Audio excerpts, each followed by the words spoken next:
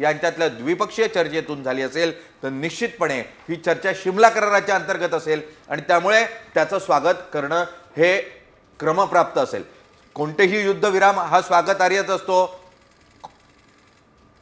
सतीश ढगे आपल्याबरोबर आहेत. सतीश ढगेजी, युद्धविराम अत्यंत स्वागतार्ह अशी गोष्ट, कोणत्याही युद्धानं कधीच कोणतीही गोष्ट साध्य होत नसते आणि त्यामुळे युद्धविराम जर भारत आणि पाकिस्तानमध्ये झाला असेल तर सर्वसामान्य जनतेसाठी अत्यंत दिलासादायक अशी गोष्ट आहे. हा निर्णय आहे. तुम्ही कसं बघता ढगे साहेब याच्याकडे?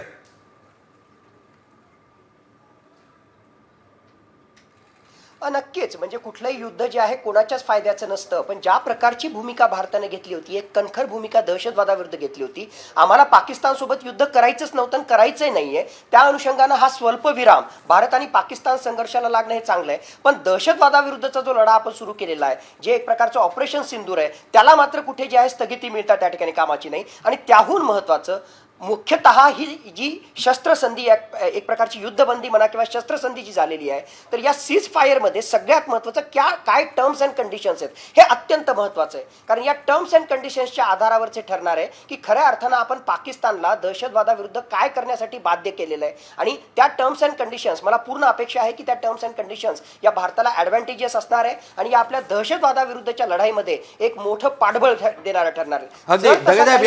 अत्यंत कळीचा मुद्दा तुम्ही मांडलेला आहे. कोणतीही शस्त्रसंधी होते किंवा कोणतीही युद्धबंदी होते तर त्यासाठी अटी आणि शर्ती घातल्या जातात, मग त्या दोन्ही देशांकडून असतात. निश्चितपणे भारताचं पारडं जड होतं, भारताने इथे अटी शर्ती घातल्या असतील आणि म्हणूनच आज दुपारी भारत सरकारकडून जो निर्णय येताना पाहायला मिळाला की दहशतवादी कृत्य हे पुढच्या काळामध्ये युद्ध म्हणून समजलं जाईल, ॲक्ट ऑफ वॉर म्हणून बघितलं जाईल टेररला, तर अत्यंत महत्त्वपूर्ण आणि कळीचा मुद्दा याच ठिकाणी आहे. म्हणजे भारताच्या दृष्टीने येत्या काळामध्ये जर पाकिस्तान किंवा भारतात कोणताही दहशतवादी हल्ला झाला तर तो युद्ध म्हणून स्वीकारला जाईल आणि पुन्हा युद्ध होईल. कारण तुम्ही सातत्यानं स्वल्पविराम असा शब्द उच्चारताय.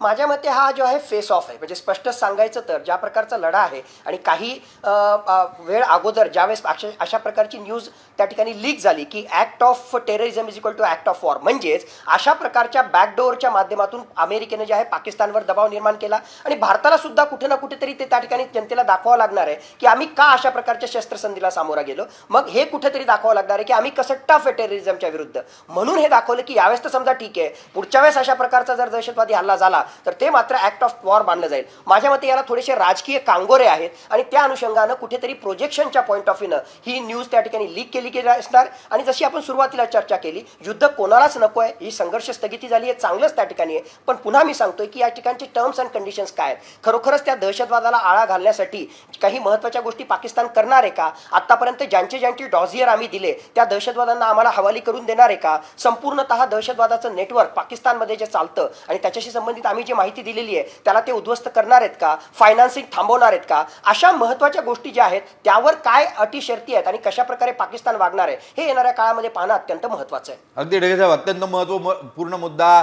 पाकिस्तान ही जगातली दहशतवादाची कार्यशाळा आहे आणि या कार्यशाळेतल्या मदरशांमधून दहशतवाद्यांची निर्मिती केली जाते आणि मग ती अफगाणिस्तानच्या दिशेनं, कधी ती अमेरिकेच्या दिशेनं, कधी ती भारताच्या दिशेनं प्रयाण करताना पाहायला मिळतात आणि मग त्यातून अनेक सामान्य जीव जे आहे ते धारातीर्थी पडतात.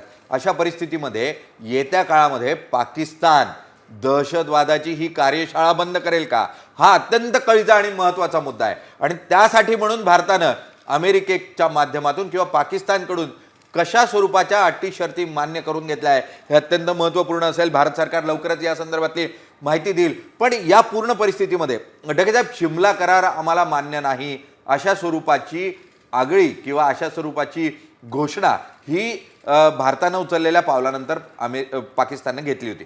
मुळात शिमला करार असं सांगतो की द्विपक्षीय चर्चेतून कोणताही प्रश्न सुटेल.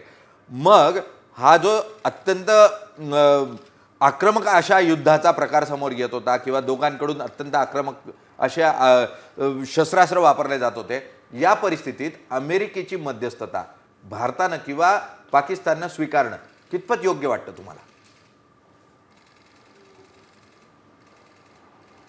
नाही, आंतरराष्ट्रीय तटस्थता किंवा आंतरराष्ट्रीय मध्यस्थीच्या माध्यमातूनच भारत आणि पाकिस्तान यांचा प्रश्न सुटणार होता आणि खऱ्या अर्थानं पाकिस्तानला त्याची खूप गरज होती. आणि मला वाटतं मागच्या काही काळामध्ये ज्या प्रकारचा अग्रेसिव्ह स्टान्स पाकिस्तान घेत होता तो याचसाठी होता की लवकरात लवकर जे आहे आंतरराष्ट्रीय मध्यस्थता त्या ठिकाणी व्हावी. कारण तसं जर झालं नाही तर भारताची आक्रमक रणनीती पाकिस्तानला जी आहे पुरून त्या ठिकाणी उरली असती. म्हणून एक प्रकारे या घडीला तरी वाटतंय की पाकिस्तानला जे काही साध्य करायचं होतं ते साध्य झालं. पण सर्वात महत्त्वाचं, आमची लढाई पाकिस्तानसोबत नाहीच आहे. दहशतवादाविरुद्ध काय काय गोष्टी आपल्या हातात आलेल्या आहेत हे पाहणं अत्यंत महत्त्वाचं आहे. आणि त्या अनुषंगाने आता येणाऱ्या काळामध्ये, आज तर फक्त 2 वाक्यामध्ये आपल्या मिनिस्ट्री ऑफ एक्सटर्नल अफेअर्सनं जो आहे विषय संपवला की आज 1700 आवर्स म्हणजे संध्याकाळी 5 पासून एक प्रकारे जी आहे ती युद्धबंदी झालेली आहे. आणि उद्या 12 वाजता DGMO स्तराचे जे आमचे पाकिस्तान आणि भारताचे जे डिरेक्टर जनरल मिलिटरी ऑपरेशन्स आहेत ते या शस्त्रसंधीशी संबंधित जे आहेत फर्दर त्या ठिकाणी चर्चा करतील.